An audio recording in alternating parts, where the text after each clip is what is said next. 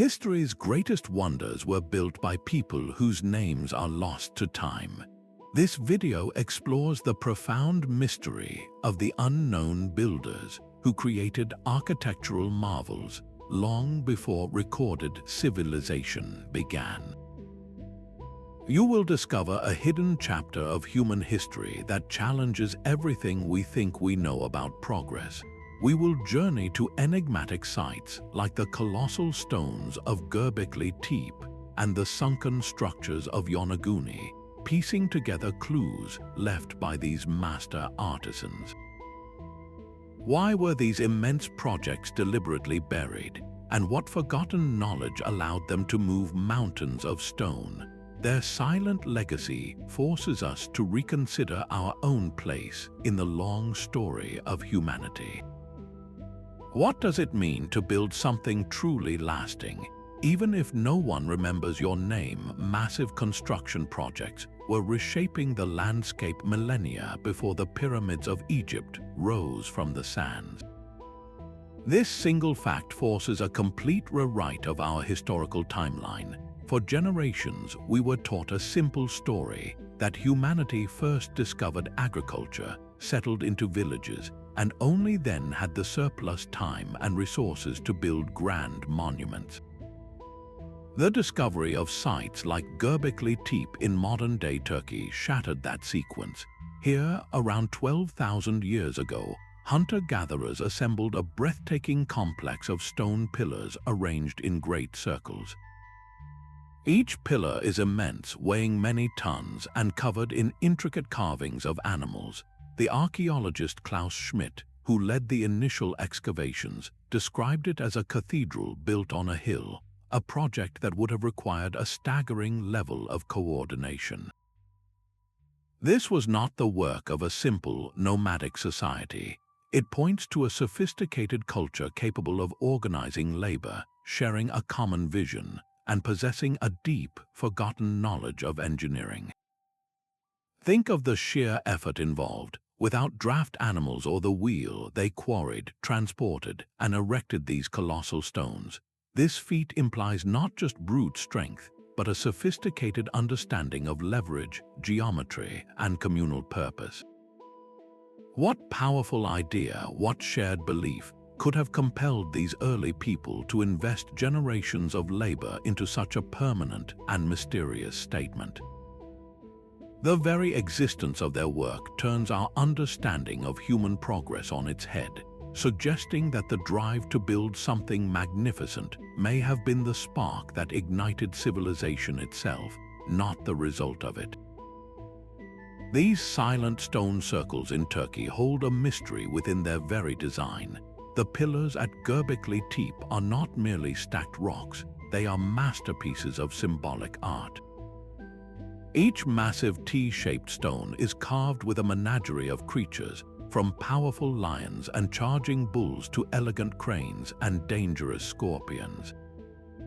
These are not random decorations. Researchers suggest they represent a complex belief system, a visual language telling stories of a spiritual world that we can no longer fully understand. The animals might symbolize different clans, celestial events, or powerful forces of nature that these ancient people sought to honor or appease. Even more astonishing is the suggestion that the arrangement of these pillars themselves mirrors patterns in the night sky. Some align with the rising of certain stars, hinting at a sophisticated knowledge of astronomy developed over countless generations of observation. This was not a haphazard construction. It was a deliberate, coordinated project on a scale that seems impossible for its time. How did hunter-gatherers who supposedly lived hand-to-mouth manage to coordinate the labor, the artistry, and the sheer logistics of such an endeavor? The most compelling theory suggests that the need to feed and house the hundreds of people working at Göbekli Tepe may have actually triggered one of humanity's most important revolutions, the invention of farming. The very act of building a temple could have forced these nomadic people to settle down, to cultivate wheat and barley, and to domesticate animals, all to sustain their grand spiritual project. Then, around 8,000 years before the Common Era, these early builders did something just as puzzling as the construction itself. They carefully, deliberately, buried their entire magnificent complex under tons of earth, perfectly preserving it for thousands of years. Why would a culture go to such immense effort only to seal their creation away?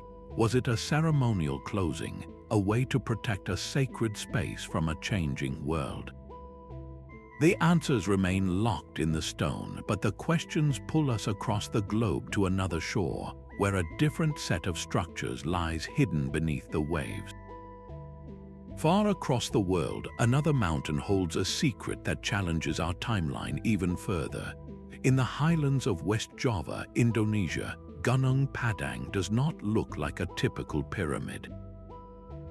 It appears as a massive, terraced hill covered in lush green vegetation.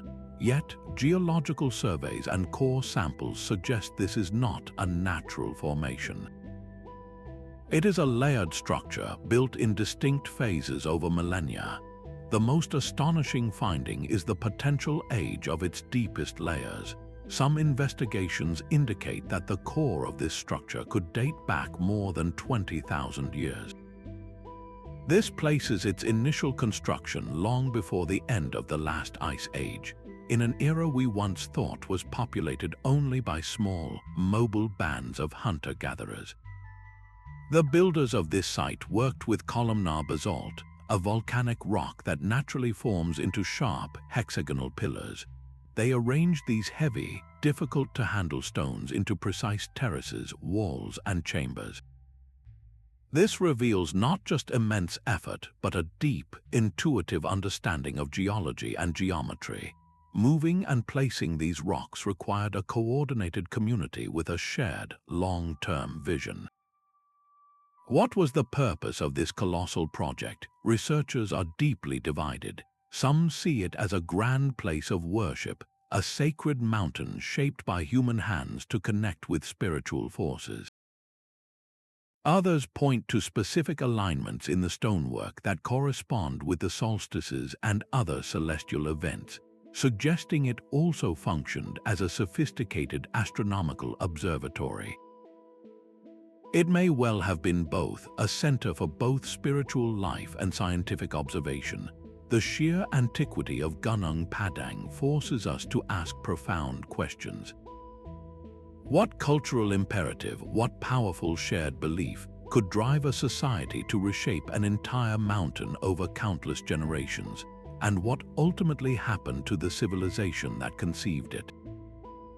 Its story is now silent, leaving only the arranged stones as a testament to a forgotten chapter of human ingenuity. As we contemplate this layered pyramid in Indonesia, our search for the unknown builders pulls us eastward, across the vast expanse of the Pacific Ocean to the Americas. Beneath the turquoise waves off Japan's Yonaguni Island, the ocean floor tells a silent, disputed story. A colossal structure rises from the seabed, a monolith of stone that some believe is the sunken ruin of a forgotten world. Known as the Yonaguni Monument, its terraces drop in perfect, flat layers. Sharp, 90-degree angles define what look like steps and platforms. There are towering pillars and wide, open plazas, all resting in deep water since the end of the last ice age. This was not always submerged. When glaciers locked away vast quantities of water, this area was dry land, a coastal plain that would have been inhabited. The central question that divides experts is stark. Is this a masterpiece of natural erosion or the handiwork of an ancient, advanced people? Geologists point to the powerful currents and the natural fracturing of sandstone, which can create surprisingly geometric shapes over millennia. Yet other researchers highlight features that seem to defy nature. They point to perfectly parallel channels cut into the rock, symmetrical staircases, and even what appear to be carved reliefs resembling animal forms. If these are indeed the work of human hands, the implications are staggering. It would mean a coastal society, over 10,000 years ago, possessed the skill and organization to quarry and shape stone on a monumental scale, long before such feats were thought possible. What could have happened to such a culture? The most likely answer lies in a global transformation, the rapid rise in sea levels as the ice age waned. The slow, then sometimes sudden, inundation of coastal areas would have displaced countless communities, swallowing their homes and their histories. The Yonaguni monument stands as a haunting, aquatic enigma, a potential memorial to a lost chapter of human resilience. Whether shaped by nature or by human intention, it pulls our gaze from the ocean depths back to the high mountains of another continent, where a different kind of earth-shaping mystery awaits. High above the desert plains of Peru, a sprawling gallery of giants rests upon the earth. From the ground, it is a meaningless maze of shallow trenches and disturbed gravel, but from the sky, the truth reveals itself. Here, a colossal hummingbird hovers with outstretched wings. There, a massive spider seems to crawl across the plateau, and a twisting monkey with a curled tail stretches longer than 3 football fields. These are the Nazca lines, immense geoglyphs created by a people who flourished 2,000 years ago, yet they whisper of traditions that may reach back into a much deeper, forgotten past. The sheer scale is almost incomprehensible. To create a single figure, the artist had to remove the dark, sun-baked surface stones to reveal the lighter-colored sand beneath, a process that required meticulous planning and execution over vast distances. How could they achieve such perfect proportions and straight lines when the full image was only visible from a perspective they could never physically achieve? They possessed no hot air balloons, no drones, no aerial maps. The most likely answer lies in a mastery of simple yet brilliant surveying techniques. They may have used a series of stakes and ropes to plot out the designs from a central point, scaling up smaller models with astonishing geometric precision. This was a communal art project of epic proportions, one that required a shared vision and a coordinated labor force working for generations. But what was the purpose of this monumental effort? The theories are as varied as the figures themselves. Some researchers propose the lines functioned as a giant astronomical calendar, with certain alignments pointing to the solstice sun or important star clusters. In a landscape where water was the most precious resource, other scholars suggest the glyphs were ritual pathways, walked during ceremonies to call upon deities who could bring life-giving rain from the mountains. The animal forms themselves, the whale, the condor, the spider, may have represented powerful spiritual symbols, a map of the cosmos rendered on the desert floor. The true meaning, however, was buried with the Nazca culture itself. Their civilization eventually faded, leaving no written records to decode their desert canvas. These lines stand as a permanent yet silent testament to a people who sought to inscribe their world directly onto the planet. They are a powerful echo of a global theme, the human drive to shape the land into a message, a prayer, or a legacy, ensuring that even if their names are forgotten, their mark upon the world remains. The silent, orderly lines of the Carnac stones stand like a petrified army on the coast of Brittany. Here, in northwestern France, over 3,000 weathered granite pillars march across the landscape in near-perfect parallel rows, a project begun more than 6,000 years ago.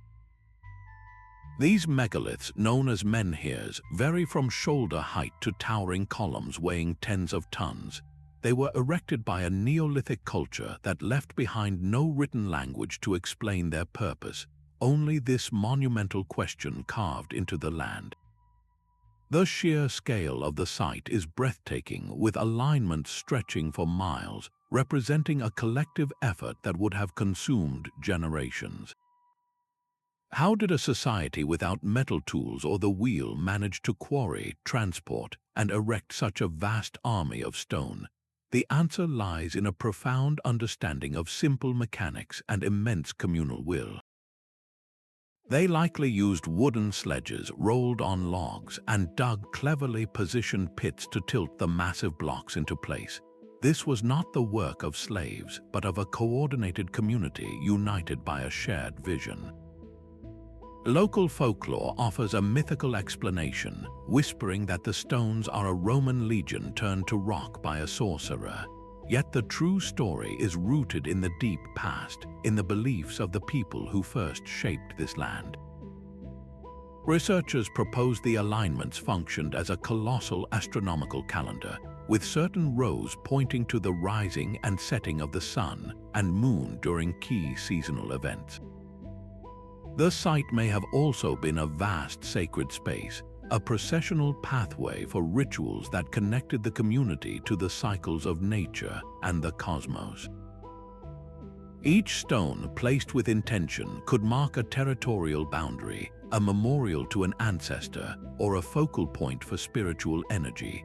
The silent grandeur of Carnac forces us to wonder about the societal structure that made it possible. What powerful leader or council of elders could command such respect and organize labor on this scale? What compelling ceremonies were performed among these rows, ceremonies so important they justified centuries of back-breaking labor? The stones offer no easy answers, only a powerful impression of a society deeply connected to their world, striving to create a permanent marker of their beliefs. This organized, linear complexity stands in stark contrast to another type of ancient site, one where the stones seem to have been placed in a more chaotic, yet equally intentional pattern. Isolated in the vast expanse of the Pacific Ocean, Easter Island stands as a testament to human ambition in the face of extreme limitation. Here, on this remote speck of land, the Rapa Nui people carved the Moai, colossal stone figures that stare inland with a silent, solemn power. Carved from compressed volcanic ash between the years 1400 and 1650 of the Common Era, these giants were far more than simple statues. They were the physical embodiment of deified ancestors believed to hold spiritual power or mana that could protect and nourish the living communities. Each massive face, with its heavy brow and strong jawline, was a statement of tribal identity and authority, a project that required the coordinated effort of entire clans. The sheer scale of this endeavor is almost beyond comprehension. In the quarry of Rono-Raraku, the mountain itself was transformed into a landscape of half-finished giants, with some statues weighing up to 82 tons. The central mystery has always been one of logistics. How did a society without metal, without the wheel, and without large animals for draft power move these multi-ton monoliths across miles of rugged, uneven terrain?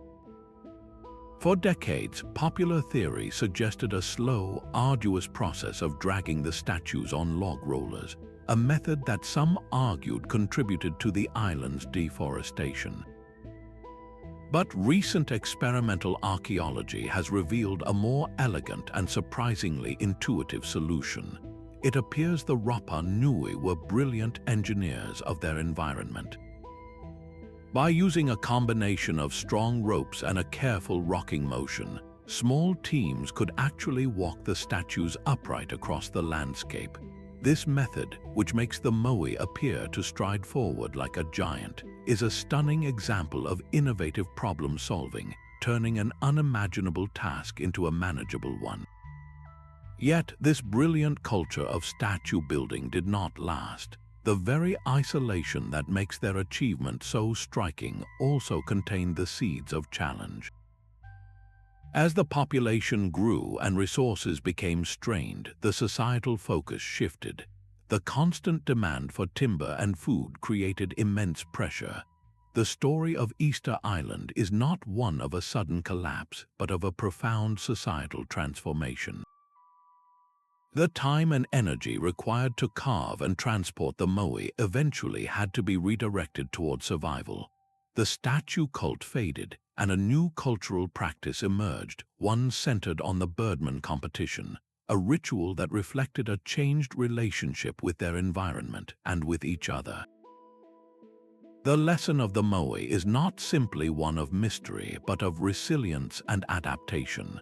It shows us a people who, when faced with great hardship, chose to change their traditions rather than vanish. They shifted their cultural focus, finding new ways to express their identity and connect with the spiritual world. Their legacy is a complex one, a story of magnificent creation born from a deep connection to their ancestors, and a subsequent pivot that ensured their descendants would endure. This story of a people shaping their world in a remote island solitude gives way to another mystery, one found not on an isolated shore, but deep within the green, mist-shrouded mountains of South America. Perched high in the Andean clouds, the stone terraces of Machu Picchu cling to the mountain spine like a stairway to the sky. While the Inca built this breathtaking citadel in the 15th century, its foundations whisper of a far older lineage. The true marvel here is not merely the city itself, but the profound wisdom etched into its very soil, a knowledge of engineering and harmony with nature that the Inca may have inherited from nameless predecessors. Look closely at the stonework, where massive blocks are cut with such geometric precision that they lock together without a sliver of mortar.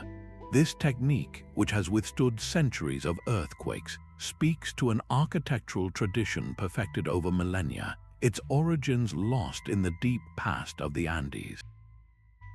But the genius extends beyond the walls. The vast agricultural terraces are a masterpiece of sustainable design. They were not simply flat spaces for crops, they were a complex living system. Each level was carefully constructed with layers of stone, gravel, and soil that acted as a natural drainage system, preventing the torrential mountain rains from washing the entire hillside away. This allowed the cultivation of maize, potatoes, and other vital crops on impossibly steep terrain. Even more impressive was their management of water. The builders channeled natural springs through a network of stone canals, ensuring a steady, reliable flow for both drinking and irrigation across the entire city. This deep understanding of hydrogeology, of how water moves through a mountain, feels almost timeless. What spiritual connection to the earth inspired these artists of stone and soil? For them, the mountain was not an obstacle to conquer, but a living entity to harmonize with. They carved a sacred home directly from the rock, believing the peaks themselves were divine. This high-altitude symphony of stone and water represents a pinnacle of ancient wisdom. Yet, to find the origins of such knowledge, we must descend from these sunlit peaks and journey into the heart of another mountain, one that holds a very different and deeply mysterious legacy. Deep beneath the modern streets of Malta lies a world turned inside out. The Hypogeum of Hal Saflieni is not a structure built upward, but one carved downward, a three-level labyrinth excavated from solid limestone more than 6,000 years ago. Its creators used nothing more than stone tools and antlers to painstakingly hollow out this sacred underground realm, a project that would have spanned generations. This was far more than a simple shelter. It was an architectural inversion, a place where the boundary between the world of the living and the realm of the ancestors completely blurred. The complex is a masterpiece of subterranean design, with halls, chambers, and smaller niches all carved to mimic the above-ground megalithic temples found across the islands. Its walls are adorned with graceful spirals and geometric patterns painted in red ochre, symbols whose meanings are lost to time but whose power still resonates. Yet the most haunting feature of the Hypogeum is not something you see, but something you hear. A spoken word in certain chambers, particularly the famous oracle room, is transformed. Sound echoes in a profound, otherworldly way, with a resonance that could amplify a ritual chant or the beat of a drum, making it seem as if the very earth itself was speaking. This was no accident. The acoustic properties were engineered into the rock, a deliberate design choice that reveals a sophisticated understanding of sound and its psychological impact. What ceremonies took place here, guided by these echoing vibrations? The site also served as a final resting place for thousands of individuals, their remains carefully placed in collective burials. This combination of sacred ceremony and memorial practice suggests a deep, cyclical belief system, one that saw death not as an end, but as a passage to another state of being, closely connected to the living through ritual. The silent, echoing halls of the Hypogeum stand as a profound monument to this forgotten spirituality, a place where architecture, art, and acoustics merge to create an experience meant to bridge two worlds. This intentional manipulation of sound to shape human experience finds a remarkable parallel in another ancient structure, one not carved from rock, but built from it high upon a plain. Within the Hypogeum's deepest chamber, sound itself was sculpted into a tool of transformation. The oracle room is not merely a space that carries noise, it is an instrument designed to alter human perception. When a voice is spoken at a specific pitch, the entire room seems to hum in response. The vibration is not just heard, it is felt deep within the chest, a resonant frequency that can make the very stone feel alive. Researchers studying the chamber's acoustics have found that these powerful reverberations occur at a low frequency, around 110 Hz. This is not a random acoustic effect. It appears to be a deliberate feature of the chamber's dimensions and shape, carved with an intuitive mastery of sound physics that feels impossibly advanced for its time. The builders understood that architecture could be used to manipulate sensory experience, to create an environment where the boundary between the physical and the spiritual worlds could seem to dissolve. During rituals, the rhythmic beat of a drum or the sustained chant of a priest would have been amplified into an overwhelming, all-encompassing wave of sound. This sonic immersion could have unified the participants, synchronizing their heartbeats and brainwaves, potentially guiding them into collective states of heightened awareness or trance. In such a state, the voice echoing from the stone might not have been perceived as a human sound at all, but as a direct communication from the ancestors or the earth itself. Why would a Neolithic culture working with simple stone tools dedicate such immense effort to perfecting the acoustics of a sacred space? The answer may lie in a universal human quest for connection. For them, sound was not just vibration, it was a living force, a means of prayer and a pathway to knowledge that lay beyond ordinary sight. This sophisticated use of sound, predating the famed acoustic wonders of Greek amphitheaters by thousands of years, reveals a profound priority. These builders valued the experience of the inner world, the mind, the spirit, the senses, as much as the physical structures they created. Their legacy is a reminder that the most advanced technology is not always about moving stone, but about moving consciousness. This auditory mastery finds a stunning visual counterpart in another ancient wonder, where precision was not carved into rock, but fitted together with impossible perfection. The stones of Puma Punku lie scattered like a divine puzzle shattered by some immense, forgotten force. Located in the highlands of Bolivia, these ruins are part of the larger Tiwanaku complex, a site that hums with a silent, technological mystery. Here, the stonework defies simple explanation. Massive blocks of andesite and granite, some weighing over 100 tons, are not merely stacked. They are intricately shaped with a geometric precision that seems to belong to another age. The surfaces are flawlessly flat, the edges razor-sharp and perfectly straight, as if cut by a massive industrial machine. Many of the stones feature complex notches and tabs, designed to interlock with each other without the need for mortar, fitting together with a seamless accuracy that even modern engineers would struggle to replicate without advanced tools. You find identical, repeating shapes like standardized components from a prehistoric factory. Drill holes are bored with a consistent diameter through the incredibly hard stone, and precise channels are cut into surfaces with an unerring hand. What tools could have achieved this, working with such unforgiving materials in an era we date to around 500 of the Common Era? Archaeologists have not found any tools capable of this work. The common tools of the time, made of bronze or stone, seem utterly insufficient for the task. This has led some researchers to wonder if the techniques used here were inherited from a much older, now vanished culture, a people who had mastered stone cutting to an art form and whose knowledge was later lost. The purpose of the site is another layer of the enigma. Some believe it was a grand ceremonial center, its polished surfaces and perfect angles meant to awe visitors and honor the gods.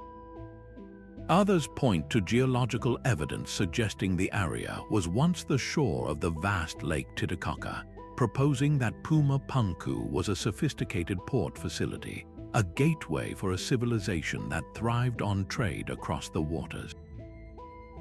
Then there is the question of its end. The site was not slowly abandoned. It shows signs of a sudden, catastrophic demise. Some theorize a massive seismic event, a powerful earthquake that could have tumbled these perfectly fitted stones in a single, violent moment. Or perhaps a great flood from the lake or a rapid shift in climate made the area uninhabitable.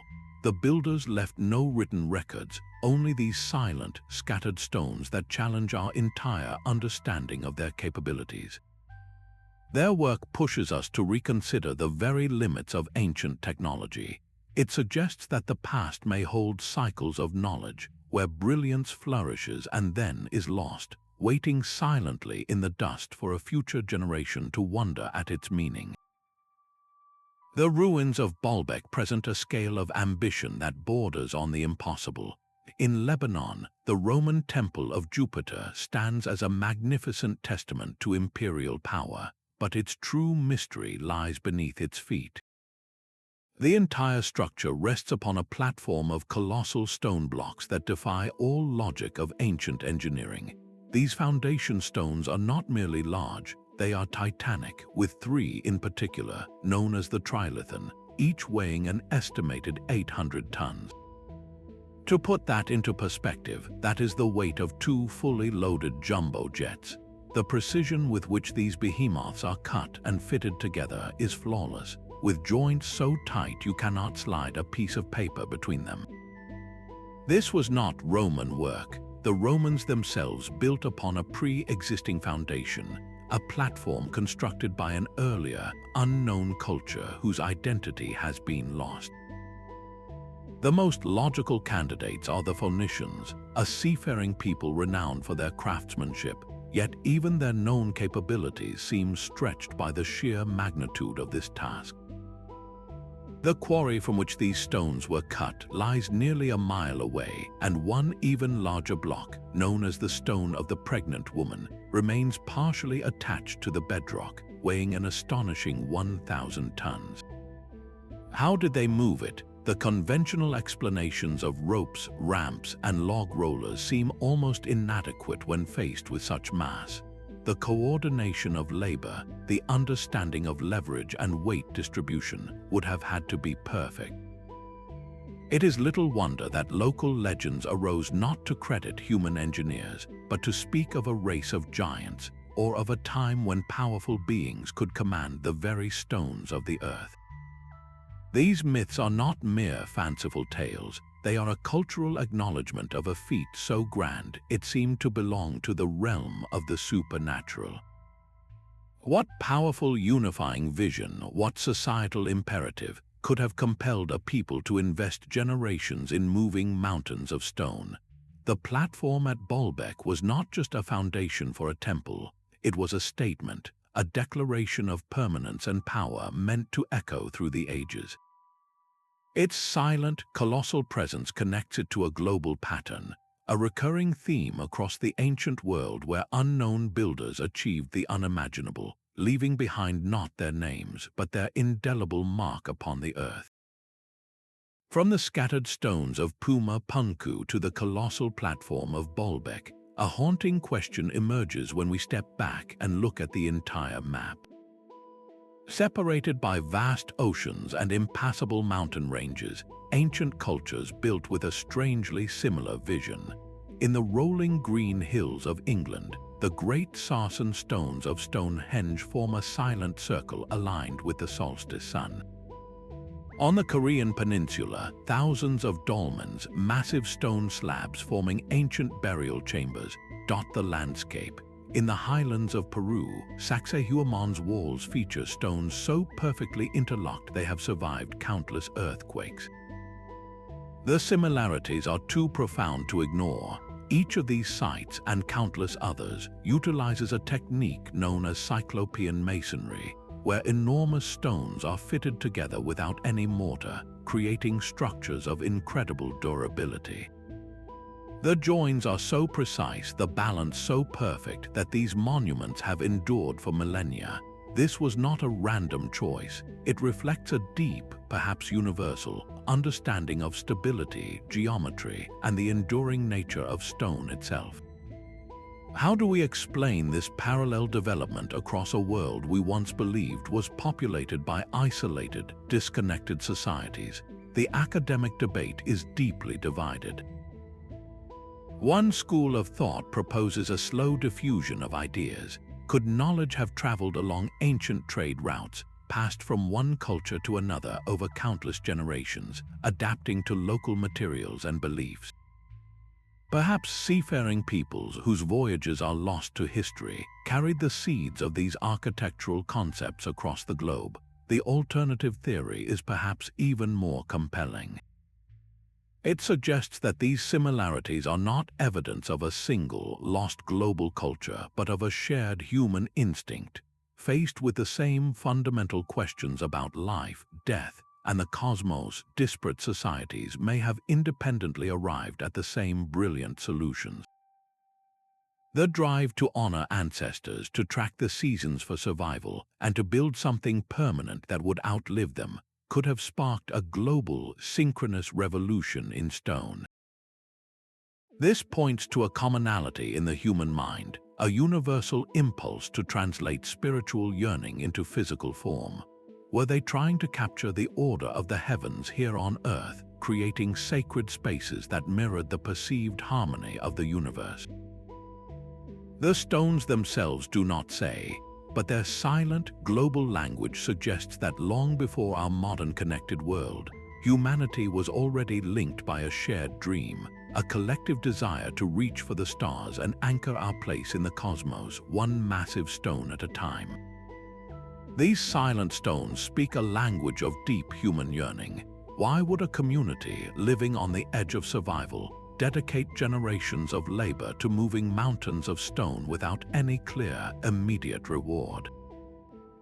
The answer lies not in the practical, but in the profound, in a world view where the earth itself was alive and sacred. Anthropologists propose that these monumental projects were the glue that held society together. In a world without nations or written laws, a shared, colossal task would have forged a powerful collective identity, turning a scattered group into a unified people with a common purpose. This was likely more than just hard work. It was a spiritual and social imperative. The very act of building may have been a form of prayer, a way to physically enact their connection to the cosmos. The placement of these sites, often aligned with celestial events or built upon powerful natural features, suggests they were creating portals to the divine, mapping their understanding of the universe directly onto the landscape. To understand their motivation, we can look to the traditions of many modern indigenous cultures who see rivers, mountains, and forests as sentient relatives, not mere resources.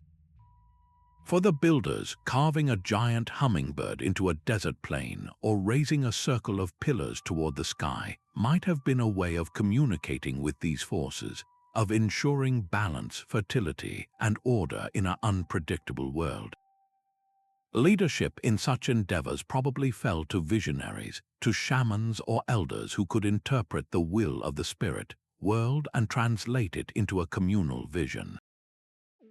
These were not tyrants commanding slaves, but spiritual guides mediating between the community and the powers that governed their lives. What fears and aspirations are etched into these stones? Perhaps a fear of chaos, of famine, of being forgotten, and an aspiration for harmony, for legacy, for a meaning that would outlast a single human life. Their definition of success was likely measured in continuity, in knowing their work would honor their ancestors and provide a spiritual anchor for their descendants for countless generations to come. They built for a future they would never see, investing their lives in a dream of permanence. This profound mindset, this drive to create meaning from stone, raises an equally compelling practical question. With such a powerful vision guiding them, what ingenious methods did they use to turn that vision into a reality that has endured for millennia? Their legacy is one of silent ingenuity, written not in texts but in the very marks they left upon the stone. To shape a mountain with nothing but rock, bone, and wood seems an impossible dream, yet these builders turned it into a daily reality. Their toolkit was deceptively simple, born from the world around them. A heavy, rounded river cobble could be lashed to a wooden handle to create a hammerstone, its repeated blows slowly pulverizing granite into manageable pieces. Sharpened antlers served as durable picks to pry into natural fissures, while simple wooden levers, powered by human strength and clever positioning, could coax multi-ton blocks from their ancient beds. The true magic was not in the tools themselves, but in the accumulated wisdom of how to use them. Generations of trial and error refined these techniques into a sophisticated, oral tradition of engineering. They learned to read the stone, to understand its grain and its hidden fault lines. They observed how water could freeze in a crack and split a boulder, and how a controlled fire, followed by a dousing of water, could thermally shock even the hardest rock, causing it to fracture along predictable lines. This method, known as fire setting, allowed them to quarry massive slabs with a precision that feels almost impossible. Once a stone was freed, the work of shaping it began. They achieved those impossibly smooth surfaces and sharp edges not through cutting, but through a patient process of grinding and abrasion. Using a simpler stone as a grinder, along with sand and water as a gritty paste, they could slowly wear down the surface, polishing it over countless hours until it met their exacting standards. How did they move these finished colossi? The answer lies in a profound understanding of physics, achieved without a single equation. They likely used wooden rollers, placing felled logs beneath a stone slab, and then carefully pulling it forward, constantly moving the rear logs to the front in a continuous, painstaking procession. For steep inclines, earthen ramps would be constructed, turning an impossible vertical lift into a long, manageable slope. This was innovation born from absolute necessity, a testament to what a unified community can achieve with time, patience, and a deep, observational connection to the natural world. Their methods were brutally practical, yet they wielded them to create works of profound symbolic complexity. This practical mastery of the physical world stands in stark contrast to another, more elusive dimension of their legacy, a knowledge system that seemed to grasp the fundamental laws of the universe itself. A spiral carved into stone is more than a pattern. It is a message from a mind that thought in symbols, Across the globe, from the great mounds of Ireland to the sun-baked plains of Turkey, the unknown builders left behind a shared visual language etched into their most enduring creations. At Newgrange in Ireland, a massive stone passage tomb older than the pyramids, the entrance stone is covered in a mesmerizing series of triple spirals. These are not random scratches. Researchers believe they represent a profound understanding of life cycles, a belief in death and rebirth mirrored by the annual celestial event the tomb was built to capture. Each winter solstice, the rising sun aligns perfectly with a narrow roof box, flooding the inner chamber with a beam of light that illuminates those very carvings. In that moment, stone, sun, and symbol unite in a single statement about the eternal return of life. Far to the east, at Göbekli Tepe, the language is written in animals. The massive T-shaped pillars are adorned with elaborate reliefs of foxes, cranes, scorpions, and snakes. These creatures were likely far more than decorative. They may have represented different clans who came together to build the site, their totemic identities forever merged into the sacred stone. Alternatively, they could depict powerful beings from a rich mythology, a spiritual world populated by animal guides and guardians. Decoding this ancient iconography requires immense care, as a spiral might mean rebirth in one culture and a swirling river in another. A snake could symbolize danger, healing, or the underworld, depending on the context. Yet by comparing symbols across sites and cultures, we can catch fleeting glimpses into the values of these lost societies. They expressed a worldview where humanity was deeply interwoven with the natural and cosmic realms. Why invest such effort to carve these stories into granite and limestone? The answer lies in permanence. Unlike wood, cloth, or spoken words, stone endures.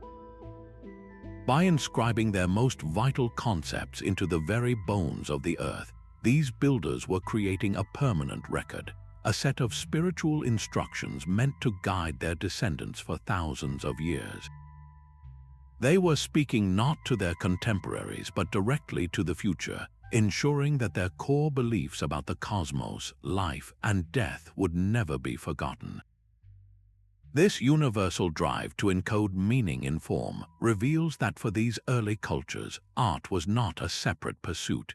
It was the fundamental medium through which they understood their world and secured their legacy. The silent stones were not just monuments to the earth, but carefully calibrated instruments for reading the sky. Across continents and millennia, the unknown builders repeatedly oriented their grandest creations to the precise movements of the sun, moon, and stars. At Stonehenge, the summer solstice sun rises directly over the heel stone, casting its long rays into the heart of the circle. Yet this celestial choreography is echoed in 1,000 other places. On the island of Malta, the Mnajdra temple complex is a masterclass in ancient astronomy. Its lower temple is so precisely aligned that on the equinoxes, the first light of dawn pierces its main doorway, illuminating a central slab. During the solstices, the sun's rays strike the edges of the massive stone doorways, marking the year's extremes with brilliant, predictable accuracy. This was not guesswork. It was the result of generations of patient observation, a deep understanding of cyclical patterns imprinted on the human mind long before the invention of the modern calendar. Why was this connection to the cosmos so vital? For agricultural societies, these alignments served a profoundly practical purpose. They were a giant stone calendar marking the optimal times for planting and harvest, a matter of survival for the entire community. Knowing when the days would begin to lengthen or when the winter would officially turn was essential knowledge, encoded directly into the architecture. But the purpose ran far deeper than the practical. The sun and moon were not just clocks, they were powerful deities, living forces that governed life, death, and rebirth. By building temples that captured these celestial events, the people were participating in a sacred dialogue with the universe. They were reinforcing the cosmic order, ensuring the sun would continue its journey and the seasons would turn as they should. The psychological impact of this must have been profound. To stand in a dark, cold stone chamber and witness a single beam of sunlight pierce the darkness on the shortest day of the year was to experience a promise of renewal made tangible. It was a communal reaffirmation of hope, a ritual that linked their daily lives directly to the grand, turning machinery of the heavens. This celestial reverence suggests a worldview where humanity was not separate from the cosmos, but an active participant within it. The stones were their anchor, and the stars were their map. The stones themselves seemed to whisper of a world alive with invisible currents. Beyond celestial alignments and symbolic carvings, many ancient sites appear to be placed with an intuitive feel for the land itself.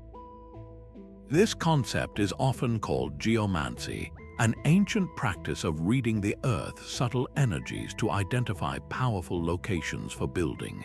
Proponents of this idea suggest that places like Glastonbury Tor in England, with its distinctive terraced hill, or the pyramids of Giza, positioned with such geographical precision, were not chosen at random.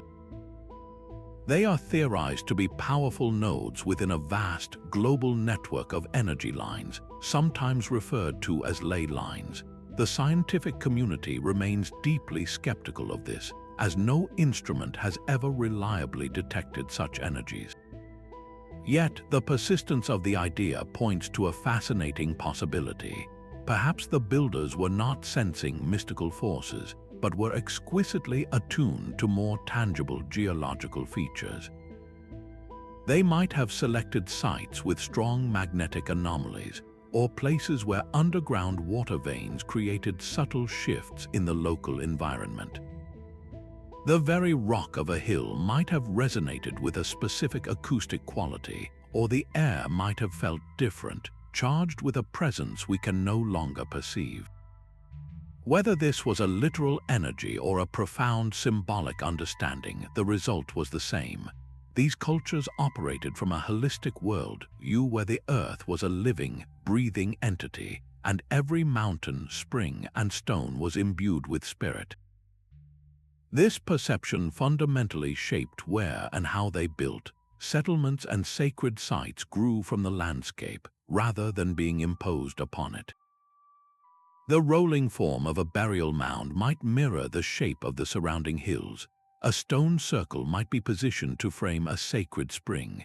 Architecture was a form of conversation with the land, a way to amplify and honor the natural power of a place. What can we learn from this ancient ecological wisdom? It reminds us that for millennia, human success was measured by a deep, reciprocal relationship with the environment. They saw themselves as part of a woven tapestry of life, not as separate masters of it. To build was to participate in that tapestry, to weave their own thread into the enduring story of the Earth. This profound collective vision of a living world raises a compelling practical question. What kind of social organization was required to bring such a harmonious yet colossal vision to life? These colossal projects demanded a social engine far beyond simple cooperation. To orchestrate the movement of a single 800-ton block at Baalbek, or to coordinate the teams carving the Moai on Easter Island, required a societal structure of surprising complexity. Anthropologists studying these sites propose a model that upends old notions of slave labor and tyrannical rulers. The evidence, from the lack of defensive walls at early sites to the ceremonial nature of the work, suggests these were vast communal endeavors powered by voluntary labor. Imagine entire communities converging at a sacred site, not under the lash of a whip, but drawn by a shared spiritual calling or a powerful seasonal festival. This was likely a time of gathering, of shared meals and rituals, where the very act of moving a stone became a form of prayer and a reaffirmation of collective identity. The coordination required was immense, implying a sophisticated division of labor. There would have been master planners who understood geometry and astronomy, skilled quarry workers who could read the stone, teams of haulers who moved in perfect sync, and artisans who performed the final carvings. This specialization challenges the idea that early societies were purely egalitarian. It hints at the earliest forms of social hierarchy, not based on wealth or power, but on knowledge, skill, and spiritual authority. So what compelled an individual to give weeks or months of backbreaking labor? The incentives were likely woven into the very fabric of their worldview. Contributing to the temple may have earned an individual spiritual merit, ensuring favor from the ancestors or the gods for their family and crops. Socially, it would have solidified their place within the community, building bonds of reciprocity and shared pride. On a practical level, these gatherings during off-seasons from farming provided a stable food supply from communal stores, turning a time of potential scarcity into one of guaranteed sustenance and purpose. The project itself became the glue that held society together, transforming a scattered population into a unified people with a common destiny. This collective drive to build the impossible may well have been the crucible in which civilization itself was forged, proving that our greatest monuments were never just about stone, but about the power of a shared dream. A profound shift begins to ripple across the ancient world, a slow turning from the nameless collective to the individual ego. For millennia, humanity had built as one voice, their identities dissolved into the communal act of raising stones to the sky. Then, in the fertile crescents of Mesopotamia and along the life-giving Nile, a new concept took root, the written word. With it came a power previous cultures never sought, the power to inscribe a name for all time. The great ziggurats of Ur and the pyramids of Giza were still collective endeavors, born from the labor of thousands, but now a single name was chiseled into the foundation stone. A pharaoh, a king, a ruler could now claim the monument as their own personal testament, a declaration of divine right and earthly power meant to secure their immortality. This was more than a change in record-keeping. It was a fundamental transformation in how a society viewed itself. The value of the individual legacy began to rise above the anonymity of the group. Written language became the tool to document not just myths and laws, but achievements, to assert a specific lineage and authority that would echo through the ages. Why did this happen? The emergence of centralized states and complex social hierarchies created a new need for justification. A king needed to demonstrate his unique connection to the gods, to show his people and rivals that his reign was both legitimate and eternal. What better way than to attach his name to a mountain of stone that would outlive every living soul? Yet, even as this new age of inscribed identity dawned, the old ways refused to die. Look closely at the masonry of the Inca, a civilization with no known written language. Their seamless, mortarless stonework is a direct descendant of the anonymous Cyclopean styles perfected thousands of years earlier. The foundational knowledge of the unknown builders, their understanding of astronomy, acoustics, and sustainable engineering, was absorbed and adapted by the civilizations that followed. The Romans built their magnificent temples upon the colossal, nameless platforms of Baalbek. The great mystery, then, is not simply one of technological transition, but of a deep philosophical split. Did these early anonymous societies possess a fundamentally different concept of the self? For them, was true immortality found not in a single name, but in the enduring strength of the community and the eternal cycles of the cosmos they so carefully mapped. Their legacy was the work itself, a gift to the future without a demand for credit. This pivotal moment in history where anonymity gave way to identity forces us to ask what we have gained and what we might have lost in our own relentless pursuit to be remembered. This silence between the stones is perhaps their loudest message. We stand before these wonders and can only guess at the exact methods used to move a 1,000-ton block or the true meaning behind a carved spiral. This is the great void, the lost knowledge that vanished with the builders themselves. The most sophisticated techniques were not written down in manuals, but passed from master to apprentice through an unbroken chain of oral tradition. When that chain was broken, the knowledge evaporated. A culture might be transformed by a sudden change in climate, a long drought that forced migration and scattered a people. A new group with different beliefs could move into an area, and over generations, the original purpose of the standing stones would fade into local folklore, their engineering secrets forgotten. Some researchers point to evidence of rapid sea level rise at the end of the last ice age, events that would have submerged coastal settlements and the specialized knowledge of their maritime cultures. These were not necessarily single Hollywood-style cataclysms, but sometimes a slow unraveling of social cohesion. If a society could no longer feed the specialists, the master stonemasons and astronomers, then their unique skills died with them, forcing a reset, a return to simpler methods. And yet, a flicker of this ancient wisdom seems to have survived. The recurring architectural forms, the cyclopean masonry, and celestial alignments found across the globe suggest that the core ideas were incredibly resilient.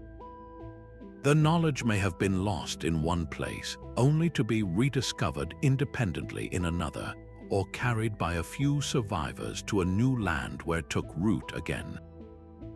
This pattern of loss and rediscovery forces a humbling question. What profound insights did they possess that we are still struggling to grasp today? They built for millennia without ravaging their environment, using sustainable practices and a deep, intuitive geology that worked with the land rather than against it. Their understanding of community and shared purpose allowed them to achieve architectural harmony without the lash of tyranny. We have gained immense technological power, but we may have forgotten the older, deeper knowledge of how to live in lasting balance with our world and with each other. Their silent legacy is a reminder that every generation holds a fragile candle of understanding, one that can be extinguished all too easily, leaving the next to stumble in the dark, wondering at the giants who came before. The dense jungle canopy has hidden its secrets for centuries, but a new form of vision is now peeling back the layers of time. Modern archaeologists are no longer limited to the slow work of trowels and brushes alone. They have a suite of powerful, non-invasive technologies that allow them to see through solid ground and thick vegetation. Light detection and ranging, or LIDAR, is one of the most revolutionary of these tools. Mounted on aircraft, it fires millions of laser pulses toward the ground, measuring their return to create a highly detailed, three-dimensional map of the surface below. When researchers used LIDAR to scan the jungles of Guatemala, the landscape transformed before their eyes. What appeared from the ground to be wild, uninhabited hills was revealed to be a sprawling, engineered metropolis. The scans exposed the outlines of palaces, elevated highways, complex irrigation systems, and vast agricultural terraces, all belonging to the ancient Maya.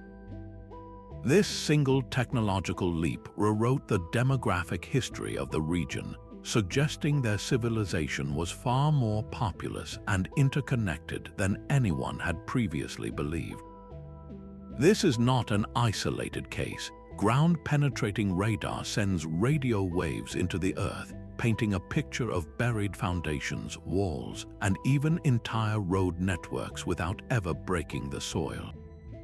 Satellite imagery can detect subtle differences in soil moisture and plant growth, revealing the ghostly outlines of long-buried settlements known as crop marks from hundreds of miles in space. These tools are providing an unprecedented view into the construction sequence of monumental sites. By analyzing the data, researchers can now often determine which walls were built first, how complexes expanded over generations, and even identify periods of sudden change or abandonment. Yet, with every new discovery, the central mystery of the unknown builders only deepens. Each freshly mapped city or ceremonial center adds another piece to a global puzzle, but the overall picture becomes more complex. These findings consistently challenge our established timelines, pushing the origins of large-scale societal organization further and further back in time. If a culture we thought we understood, like the Maya, could have been so much larger and more sophisticated than our records showed, what does that imply about the truly ancient sites like Göbekli Tepe or Gunung, Padang?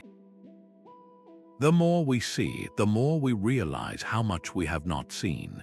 The silent legacy of these builders is now speaking through the hum of machines and the glow of computer screens, and it is telling us that our historical narrative is still a rough draft. What will happen when the next generation of technology, perhaps using quantum sensing or artificial intelligence to decode subtle environmental data, allows us to peer even deeper into the past? The story of human beginnings is being rewritten in real time, and we are just beginning to read its newest, most astonishing chapters. The precision of a single stone at Puma, Punku can ignite a debate that spans centuries. This is the heart of a great modern controversy, a clash between established archaeological narratives and alternative theories that seek to explain the impossible. On one side, mainstream scholars champion the boundless potential of human ingenuity. They argue for cultural evolution, a slow, cumulative process where knowledge is passed down, refined, and sometimes lost over countless generations. From this perspective, the monuments are testaments to patient observation, brilliant communal problem solving, and skills perfected through millennia of trial and error. There is no need for outside intervention, only a profound respect for the resourcefulness of our ancestors. Yet, for others, this gradualist explanation feels insufficient. They look at the laser-like cuts in the andesite at Puma, Punku, or the 1,000-ton foundations at Baalbek, and see anomalies that defy conventional timelines. These enigmas have given rise to broader, more speculative ideas, including the theory of a lost civilization, perhaps even the legendary Atlantis, whose advanced knowledge was scattered by a great cataclysm. Another persistent theory suggests that such precision required extraterrestrial guidance, that ancient builders received help from beyond our world. Why do these ideas hold such powerful appeal? They speak to a deep human desire for mystery and meaning, offering a grand, singular answer to questions that otherwise require complex, incremental explanations. They fill the silence left by the unknown builders with a dramatic story. Engaging with these controversies responsibly is not about accepting wild claims, but about understanding the limits of our own paradigms. It highlights the dynamic, often contentious nature of historical inquiry, reminding us that our interpretation of the past is always a conversation between what we find and what we are willing to believe. This debate, at its core, is about more than stones. It is about how we define human potential and where we draw the line between the achievable and the miraculous. Even after their names were forgotten, the stones continued to speak to those who came after. The architectural and spiritual legacy of the unknown builders did not vanish. It was absorbed and reinterpreted by the civilizations that followed, weaving their silent achievements into the fabric of new cultures. Across Europe, the massive dolmens and standing stones erected by Neolithic peoples became the stuff of medieval legend. Local folklore transformed these ancient tombs and calendars into the work of giants, or magical tables where heroes had feasted, embedding the physical remnants of a lost world into a new tapestry of myth. The stones themselves remained powerful landmarks, their enduring presence demanding an explanation, and so new stories grew around them like ivy. This pattern of adaptation is a global phenomenon. In the Andes, the breathtaking agricultural terraces that climb the mountainsides are often attributed to the Inca. Yet, the foundational knowledge of hydrology and soil engineering, the very principles that made such feats possible, were likely perfected by far older, nameless cultures. The Inca built upon a bedrock of inherited wisdom, mastering a technology that had been developed and refined over countless previous generations. The architectural fingerprints of these early builders are everywhere if you know where to look. The Cyclopean masonry of Mycenaean Greece, with its massive, roughly fitted stones, echoes a construction style found in Peru and Egypt, a testament to a universal solution for creating structures that could withstand the ages. Even the symbolic language persisted. The spirals and concentric circles carved into megalithic tombs across Ireland and Britain find echoes in the metalwork and illuminated manuscripts of the Celtic and early Christian periods, suggesting that these potent symbols retained their cultural power long after their original creators were forgotten. How did these ancient wonders shape the artistic and religious expressions of later societies?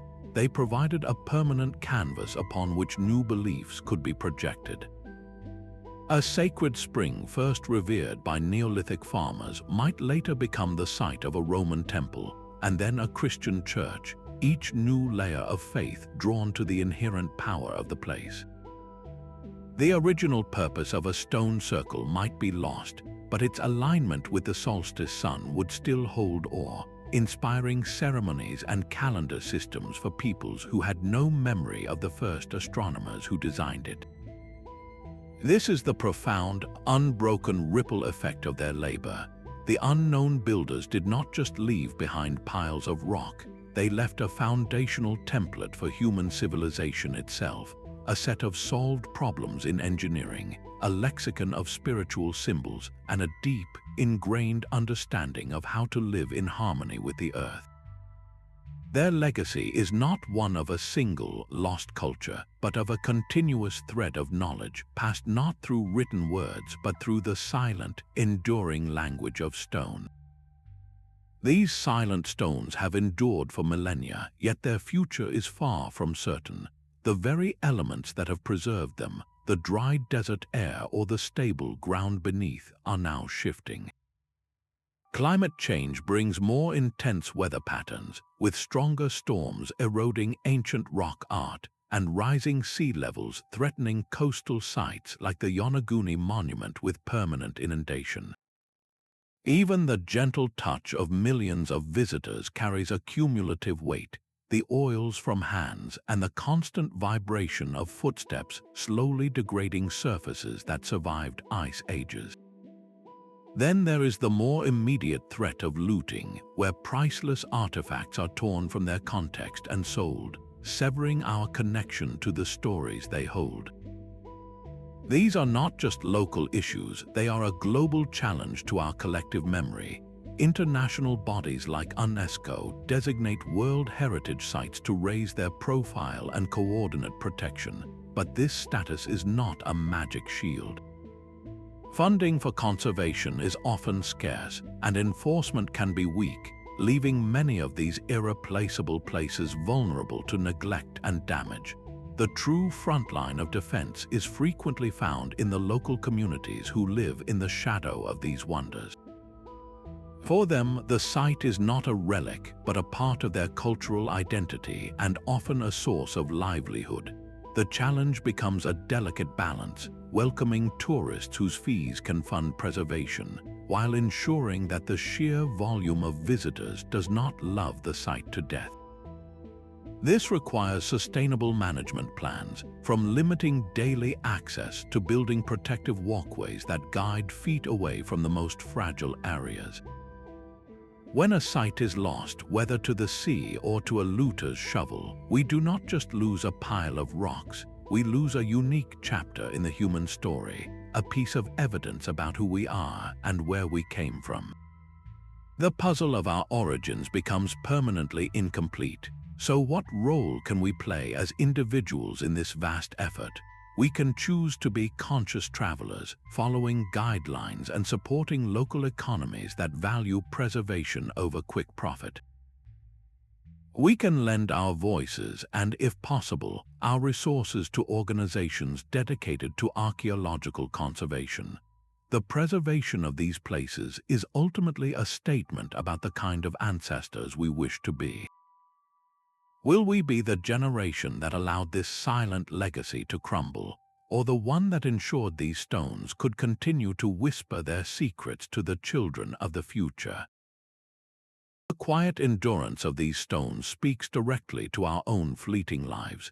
These ancient builders never sought a name in a history book, yet their work has outlasted empires. Their story asks us to consider the anonymous contributions that shape our own world. Think of the countless individuals who designed the foundations of our cities, who developed the crops we eat, or who passed down the folk tales and songs that define a culture. Their names are lost, but their legacy is woven into the fabric of our daily existence. This challenges our modern obsession with personal credit and fame, reminding us that true greatness often lies in the collective, selfless effort to build something for the future. These monuments stand as a testament to what ordinary people can achieve when united by a shared vision, not by the command of a glorified leader. They force us to reconsider the very definition of civilization. We often measure advancement by technology and written records, yet these sites reveal a different kind of sophistication, one rooted in profound community, environmental wisdom, and a spiritual connection to the cosmos. The people who moved these mountains of stone were not primitive, they were pioneers of human potential, demonstrating a creativity and resilience that we are only beginning to comprehend. In our era of rapid, disruptive change, the patient, millennia-long perspective of these builders offers a grounding thought. Their work was not meant for a quarterly report or a news cycle, but for generations they would never meet. How can we, in our own lives, draw inspiration from their example? Perhaps it is in the small, lasting kindnesses within a family, the collaborative project at work that bears no single name, or the local community garden cultivated for all to share. It invites us to ask what we are building right now that might quietly endure. What shared dream are we contributing to, whose value might only be fully understood long after we are gone? This reflection on our own desire for meaning and legacy gently leads us toward a final contemplation of these timeless mysteries. When we step back to view this entire global tapestry, a new and startling pattern emerges. The old story of human history, a neat line from farming to cities to writing to monuments, lies in tatters. In its place, we see a world where the human spirit repeatedly reached for the stars, expressing its deepest yearnings in stone, long before the first pharaoh claimed a pyramid or the first scribe pressed a stylus into clay. The evidence is undeniable, from the hunter-gatherers at Göbekli Tepe to the mountain shapers of Gunung, Padang. Monumental construction and complex social organization were not the end products of civilization, but rather its very catalysts. They were the crucible in which shared identity, advanced knowledge, and communal purpose were forged. This was not a single event in one lucky river valley, but a global phenomenon, a symphony of innovation played out in countless different keys across the planet. The unknown builders compel us to abandon the idea of a single cradle of civilization and instead recognize a world full of cradles, each one rocking a unique expression of human genius. This perspective fundamentally redefines what we mean by progress. For generations, we have measured advancement by the yardstick of technology and written records. a framework that conveniently placed our own society at the pinnacle.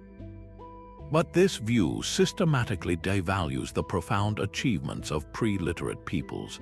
Their progress was measured in different currencies, in the strength of community, in the depth of environmental wisdom, and in the creation of meaning that could span millennia.